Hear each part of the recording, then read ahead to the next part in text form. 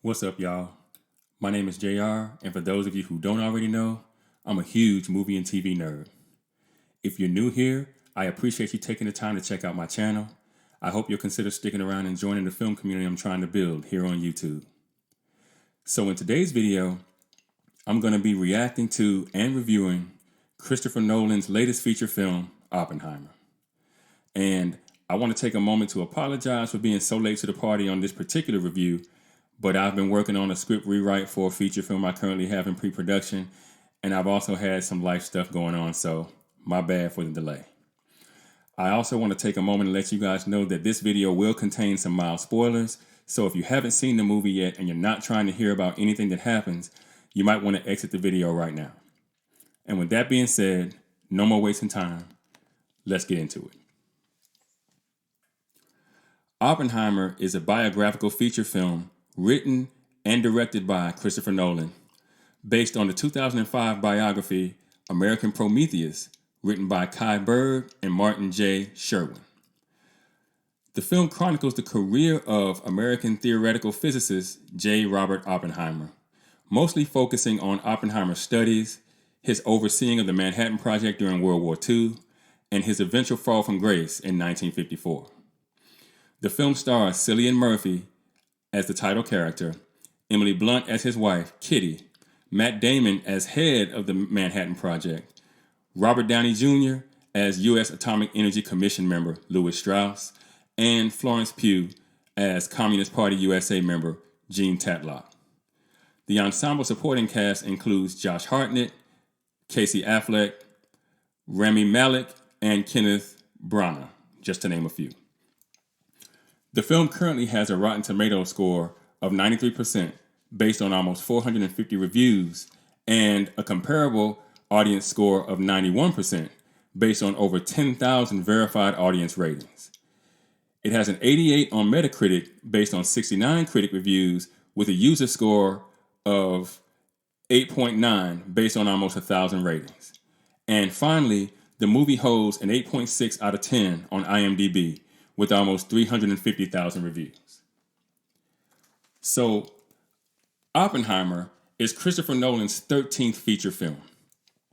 And before I get into this review, I want to say that Christopher Nolan is one of my favorite directors, like in my top 5. Why? Well, he wrote and directed some of my favorite films in the last 20 years. He gave us Inception, The Dark Knight Rises, Dunkirk, and Tenet, all films I thoroughly enjoyed. And Oppenheimer is no different.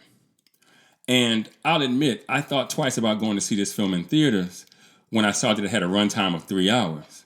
But I'll also admit that with Nolan directing it, I decided to give it a shot, and I'm so very glad I did. This film, in my mind, was truly a cinematic achievement, the likes of which I myself have never seen in a $100 million blockbuster biopic. I knew in the first few minutes that the film was going to be a bona fide Oscar contender for Best Picture. Nolan's use of incendiary imagery is extremely effective in causing a tense feeling of foreboding from the very beginning of the film, especially knowing what the film's about. His decision to vacillate between the use of color and black and white to differentiate between J. Robert Oppenheimer's point of view, which is shown in color, and that of Louis Strauss, which is depicted in black and white, gives you, as an audience member, a lot to think about as you carefully watch the film skip between multiple time periods, sometimes within a few seconds. Nolan also makes use of close-ups quite often, maybe more than I've seen in a single feature film. And at times, those close-ups are interrupted by flash cuts of things that haven't happened or that have already happened, which I liked, mostly because it forces you to pay attention to what's happening, and admittedly, it's a trick I sometimes use myself when writing a script. And speaking of the writing, it was also instrumental in drawing you into the extremely layered narrative because the film, at its core, isn't just about J. Robert Oppenheimer. It's also about how his personality and his decisions impacted those around him. It wasn't just a film about the atom bomb or its impact on the outcome of World War II. It wasn't even about the bomb's direct impact on the people of Hiroshima or Nagasaki, because we never actually get to see the bombs be dropped on the civilian population of Japan. And while I think this decision could antagonize some viewers who maybe hope to see a more action-driven version of this story, but as a character-driven dramatic writer myself, I really appreciated what Nolan did in writing of this script. There was, however, one gripe I did have with the script. It was the scene where Florence Pugh, who again plays Communist Party USA member and Oppenheimer's part-time lover, Jean Tatlock, essentially rides Cillian Murphy, naked, mind you, while he, also naked, sits in a chair in front of the members of the U.S. Atomic Energy Commission while staring at Kitty Oppenheimer, played by Emily Blunt, who is sitting in a chair just behind her husband as the hearing over his security clearance takes place. Now, I understood that in that scene, he was admitting to having ties to the Communist Party through Jean, who we also found out he slept with after he and Kitty had already gotten together. I just didn't understand why we needed to see them fake fornicate in order for the scene to resonate, especially since we also find out that Kitty already knew about his indiscretion before the committee meeting even began. Other than that, the dialogue felt meticulous, fueling the conversations throughout the film in a way that were extremely riveting. I thought mostly because they had such historical significance, but also because the acting was superb by everyone involved. And I want to say, too, that casting for this film was absolutely immaculate. There wasn't a single bad choice that was made by the casting department.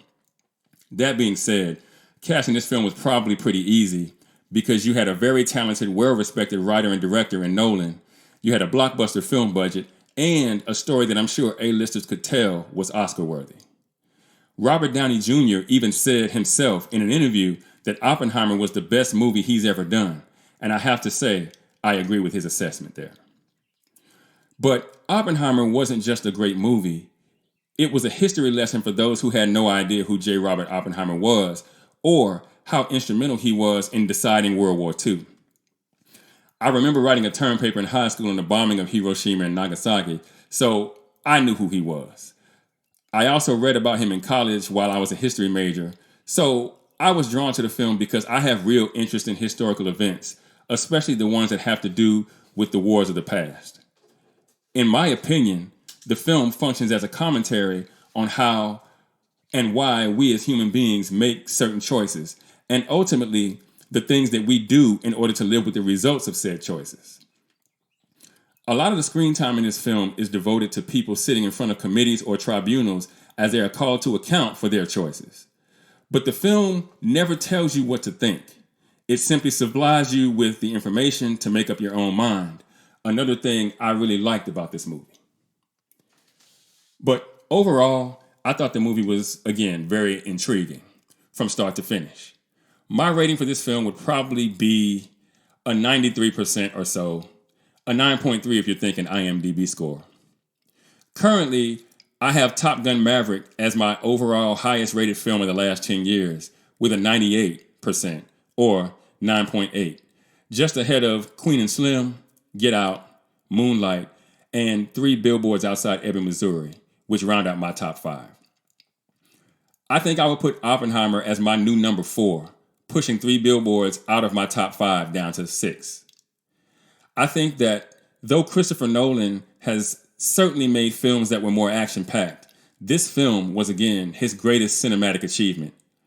And I also think, despite the 3-hour-long runtime, it's a film that I would absolutely watch multiple times. Enough to maybe even warrant buying the film on Blu-ray, even as streaming services attempt to make Blu-ray discs and Blu-ray players obsolete. But let me be clear. This film is for people who really like films, kind of in the way that Mozart, Bach, and Wagner are for people who really like music. It's a masterclass in how the building blocks of film can be used to make something truly remarkable. And I think Oppenheimer and those who were involved in its creation will be richly rewarded come award season. But what do you guys think? Do you think Oppenheimer is a film worthy of all the praise it's been getting? Or do you think it's a 3-hour-long snooze fest? Let me know in the comments. And for those of you who might be new to the channel, be sure to like and share this video. If you like the content that I'm making, be sure to subscribe and hit that notification bell. That way you'll be notified when I drop a new video. Also, be sure to go and check out themadscreenwriter.com for more television and film reviews and info on my upcoming film projects. And with that, I'm going to go ahead and get out of here. I've got screenplays to write. I'll catch y'all in the next video.